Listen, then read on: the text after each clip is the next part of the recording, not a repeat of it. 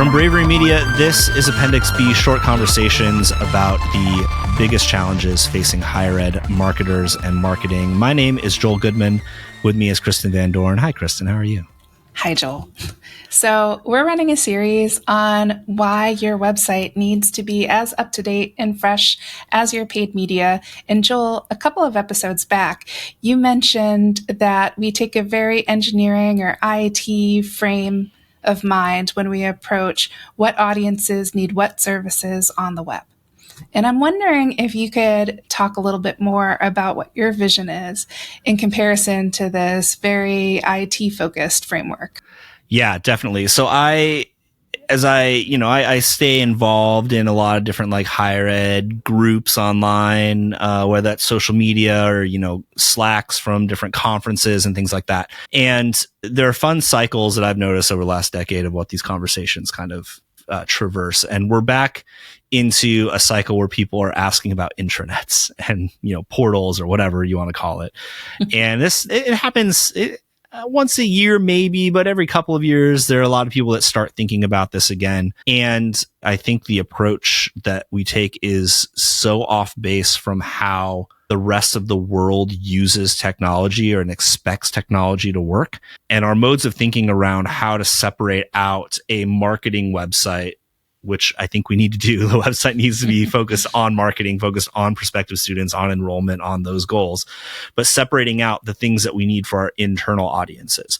So the solution is almost always, let's put a portal in place, and there are a bunch of products out there that are very expensive and built to lock you in, and you can't migrate your data out. And so these are really big conversations, because when you change up that mode of thinking at some point, you end up having to spend a lot of money to try to do a migration or to manually move stuff, and it takes a long time. I mean, I think about ERPs that institutions have in place that when a major new version comes out, you've got to go and do a 6 to 8 month migration process, and sometimes longer.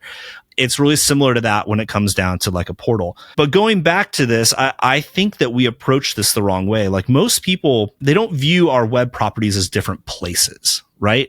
And Kristen, I think you mentioned this a couple episodes ago, but when someone comes to your website looking for information that they need, if they're a current student, right, you can train them and educate them that they need to go to my.university.edu or whatever your intranet URL is. But we've also found over the last 20 plus years that you can't get faculty to do that. You have to put a link on the homepage in the footer or in the header that gets them to the portal, or at least everyone thinks you still have to. I'm a big fan of just rip the Band-Aid off and make them learn how to do it, but that's just me.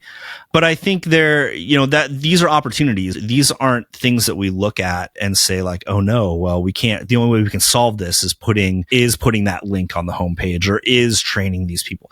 It's an opportunity to figure out how can you solve this with better user experience. And a lot of times intranets and portals and all that kind of stuff, the number one thing that they need, or the number one thing that they're trying to accomplish, is to educate. It's to provide information to your communities, right? It's all of that. How do I register for classes? How do I drop a class? The faculty handbook, what's the policy for this?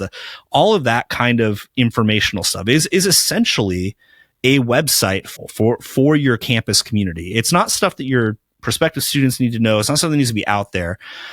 But instead of that, we treat it as a giant wiki and expect people to know how to use a wiki and have all this collaborative editing and all that kind of stuff. And that doesn't work. It doesn't work in an institutional model where everyone already has a job and has a job they need to be focused on, where not everyone is as technically savvy as everyone else, where not everyone feels like it's their responsibility to go and edit stuff and post stuff and all that. If you need to have internal blogs, that's one thing, whatever. But for the most part, as we said a couple episodes ago, there's a problem where needs aren't being met. And maybe the need is that these internal constituents can't post the content that they want. I don't think that's the need. I think that is a symptom of them not seeing content that is for them, that is directed at them, that allows them to get their jobs done better. So to me, the solution here is not putting more software in place. It's not buying a massive ERP and putting that in place. It's not looking at new ways to share and collaborate and stuff in an open public way. It's really about just building a really good user experience that answers the questions. You can approach it just like you do prospective students. Do a usability study internally, figure out what are the things that your faculty, your staff, your students are looking for and need to find, and then build a website, put a content strategy in place, do exactly the same thing.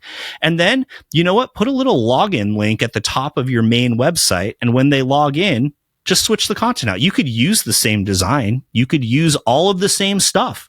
You just have the content directed at those internal constituents. We talk in higher ed about wanting personalization and all of this stuff to make our prospective students' lives better and easier, but we don't put in place any efforts to make sure that our internal constituents, that our internal community that keeps the whole thing running, are also engaged in the same ways and are also taken care of in the same ways. Instead, we force SharePoint on them, or we force, some other internal portal software on them, and IT manages it, and IT doesn't have designers, and IT doesn't think in terms of UX. They think in terms of how do we get this software out there?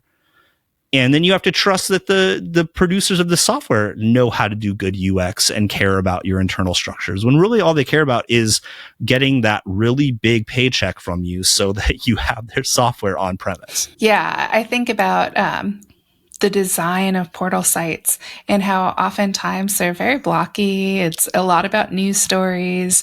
It's a lot of duplication from what's already happening on your main website. And it is essentially driving people to open up their email and their calendar or their learning management system.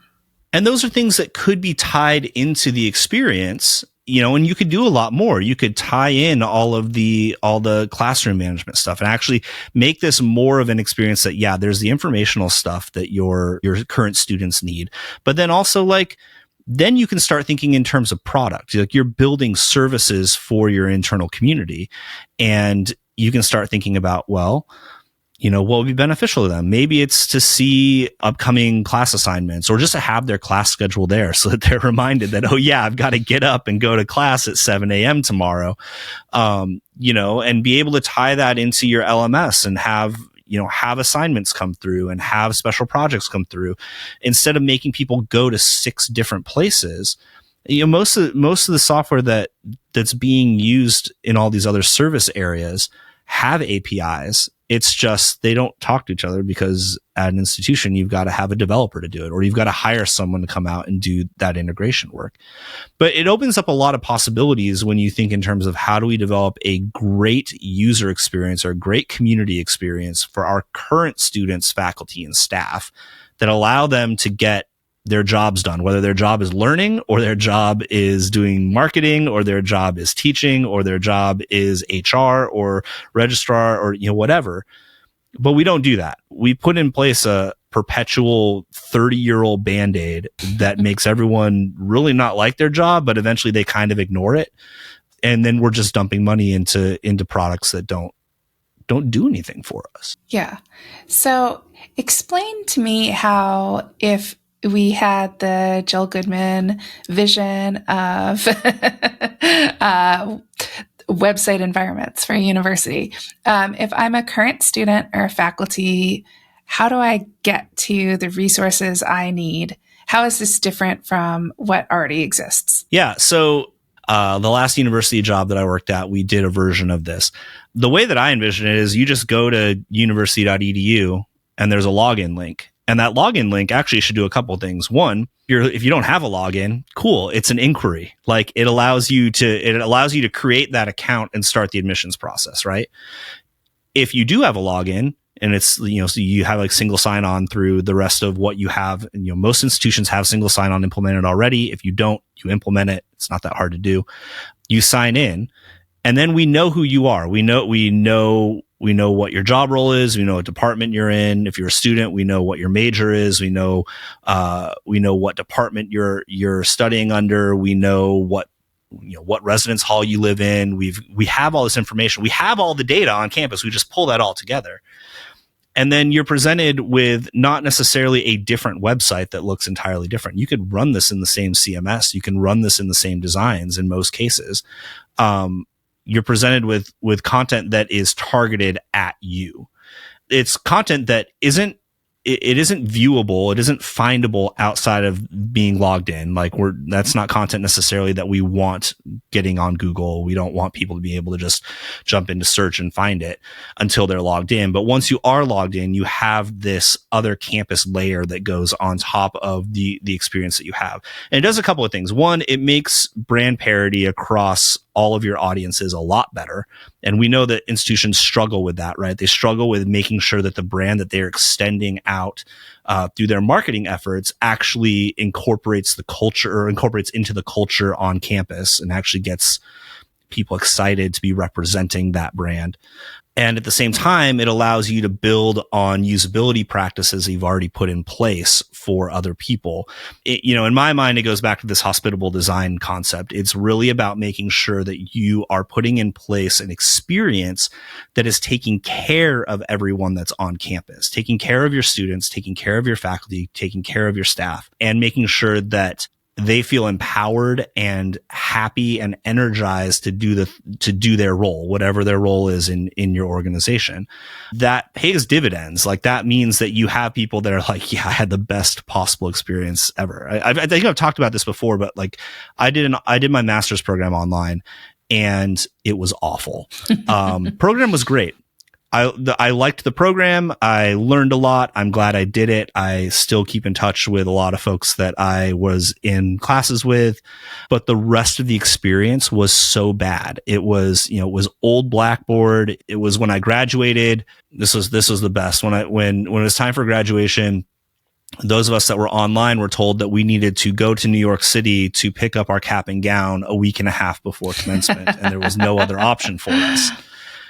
I was like, I am not flying from Chicago to New York to pick up a cap and gown and then coming back 2 weeks later for graduation. Yeah. That doesn't make any sense. Like, give us an option otherwise. They entirely forgot. Or, really good example. My first term there, you have like it was a media studies program. It was like intro to media studies sort of stuff. And they had someone come and do a colloquium, and I really wanted to be there. I wanted to hear this person. It's a media studies program. You'd think they would at least record the video and put it up for us to watch later. And they should have been live streaming it. They did none of that. So like we weren't able to actually participate as online students. It made the experience terrible. I don't know what the on-campus experience is like, but I've worked on campuses, and I was an undergrad once on a campus. Those experiences shouldn't be that different, and if you're able to extend your brand between those two experiences in ways that make a lot of sense, visually, usability wise, content wise, the ideal is that you don't feel like you don't feel like you have to find the information. You should feel like the information that you need is there for you. And, it's just natural. You shouldn't have to think about it. That's what I envision. It's taking all of the data that we have across campus and not just putting it in a design, putting it in really good, usable design that is focused on our internal constituents in the same ways that we focus on hopefully making sure that our UX and design for our marketing websites focus on prospective students and our enrollment goals. Because the easiest way to get away from being dependent on new tuition dollars is to make sure that you retain the students you have. And that's one huge step that could be taken to retaining students. If they feel like they are equipped and confident and know what they're doing and have a great experience, they are going to be less likely to look at another institution or to drop out or to stop out. I mean, to me, that's low-hanging fruit. It costs money. You have to have someone that can think in that way. You have to work with partners that understand this sort of thing and be willing to invest in those people. But in the same way that you can invest, $500,000 in a website design and see millions of dollars in return in a year because you did it right, you could do the same thing internally. The retention numbers, if you can fix your retention numbers and increase those by, 5-10%, the money you would spend to do that integration piece is paid for in a year. And then you just have to go through the rest of maintaining it and improving it and building a culture of product development and product design that's focused on your internal constituent. Thank you so much for listening to Appendix B from Bravery Media. If anything we said today sparked an idea in your head, Kristen or I would love to talk to you. You can find us on LinkedIn or visit bravery.co and send us an email through the contact form there. If you like listening to this show, we would appreciate a rating or a review on Apple Music, Spotify, or wherever you get your podcasts. We'll be back next week with another 10-ish minute long episode. Catch you then.